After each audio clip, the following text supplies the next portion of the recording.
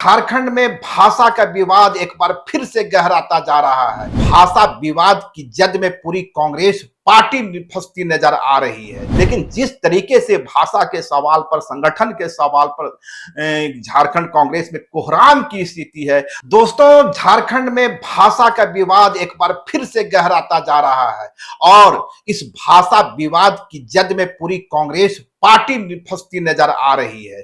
अभी हाल ही के दिनों में आपने देखा होगा कि एक तरफ दीपिका पांडे, फाइनेंस मिनिस्टर राधा कृष्ण किशोर के द्वारा कांग्रेस पार्टी को पत्र लिखी गई थी, अंगिका भोजपुरी और मघी के सवाल को उठाया गया था। तो दूसरी तरफ बंधु तिर्की ने एक दूसरा मोर्चा खोल रखा था। बंधु तिर्की के द्वारा मघी, अंगिका को जेटेट में शामिल करने का विरोध किया जा रहा था। इसके पहले के वीडियो में मैंने आपको बतलाया था कि के राजू जो आज झारखंड पहुंच रहे हैं, झारखंड पहुंच चुके हैं, आप विजुअल में देख सकते हैं, उनकी एंट्री हो चुकी है। लेकिन जैसा कि मैंने कहा था कि के राजू के सामने कई चुनौतियां एक साथ है। एक चुनौती संगठन को, यानी झारखंड कांग्रेस को एकजुट रखने की है। दूसरी चुनौती भाषा विवाद को सुलझाने की है। जिस तरह मघी, भोजपुरी, अंगिका के सवाल पर झारखंड कांग्रेस के अंदर ही दो खेमा बनता नजर आ रहा है। और एक तीसरी चुनौती है कांग्रेस के हिस्से राज्यसभा की सीट।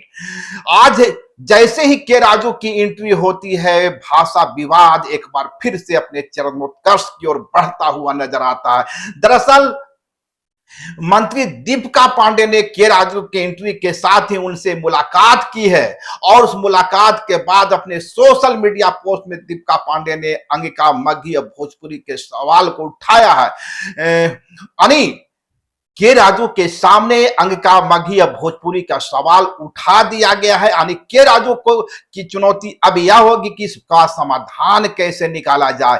एक तरफ कांग्रेस के अंदर जो आदिवासी मूलवासी चेहरे हैं, आदिवासी मूलवासी पॉलिटिक्स के चेहरे हैं, उनके द्वारा अंगिका, भोजपुरी, मघी, मैथिली तमाम भाषाओं का विरोध किया जा रहा है। तो दूसरी तरफ राधा कृष्ण किशोर कहें, दीपिका पांडे कहें, इनके द्वारा अंगिका, मघी और भोजपुरी के सवाल को प्रमुखता से उठाया जा रहा है। यानी कांग्रेस पार्टी भाषा के सवाल पर दो हिस्सों में बढ़ती नजर आ रही है। मैं आपको बताता हूं कि दीपिका पांडे ने अपने सोशल मीडिया पोस्ट पर क्या लिखा है।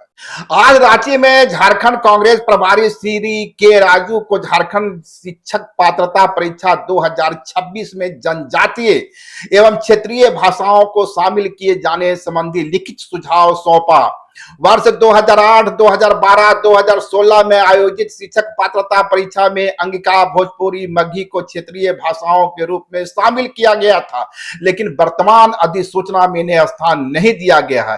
भाषा लोगों को जोड़ने का सशक्त माध्यम है। आज की युवा पीढ़ी को क्षेत्रीय जनजातीय भाषा में लिखना, पढ़ना, बोलना आना चाहिए। ऐसे में जरूरी है कि प्रतियोगी परीक्षाओं में क्षेत्रीय जनजातीय भाषाओं को विकल्प को बढ़ाया जाए। झारखंड शिक्षक पात्रता परीक्षा में क्षेत्रीय भाषा अंगिका, मघी, भोजपुरी, मैथिली को हटाए जाने तक सीमित नहीं है, बल्कि जनजातीय भाषाओं की सूची से असुर, बिरहोर, माल्टो जैसी जनजातीय भाषाओं को भी शामिल नहीं किया जाना अत्यंत दुर्भाग्यपूर्ण है। गौर करने वाली बात यह है कि संथाल परगना के किसी भी जिले में क्षेत्रीय भाषा के रूप में कुरमाली को शामिल नहीं किया गया है, जबकि इस भाषा को बोलने वालों की संख्या लाखों में है।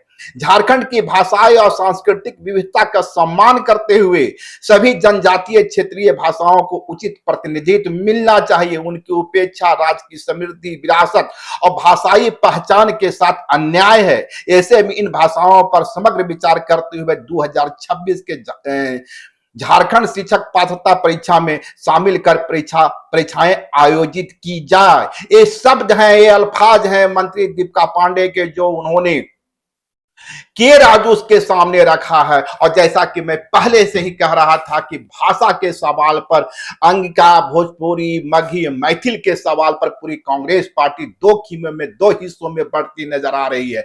आपको हम बता दें कि भोजपुरी, मघी के सवाल पर राधा कृष्ण किशोर ने पार्टी को भी पत्र लिखा था और उसके बाद सरकार के तरफ से एक 5 सदस्यीय कमेटी का निर्माण किया गया था, लेकिन वहां भी बात नहीं बनी। दरअसल राजद के मंत्री संजय यादव, राधा कृष्ण किशोर, दीपिका पांडे कहीं न कहीं भोजपुरी और मगही के सवाल पचदर के रूप में सामने आए। वहीं जेएमएम कोटे से मंत्री बने सुदीप कुमार सोनी और दूसरे मंत्रियों के द्वारा इसका विरोध किया गया और पहली बैठक में ही यह विरोध साफ साफ दिखने लगा। उसके बाद दूसरी बैठक हुई, दूसरी बैठक में भी वो तीनों मंत्री एक साथ खड़े नजर आए, यानी संजय यादव, दीपिका पांडे और राधा कृष्ण किशोर। उस जब विवाद गहराया तब बात आई कि इसे दो और मंत्रियों को शामिल किया जाए, यानी अल्पसंख्यक कोटे के मंत्री और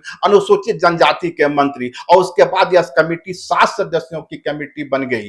हालांकि उसके बाद पूरे विवाद को सीएम हाथों में सौंपने की बात कही जा रही है।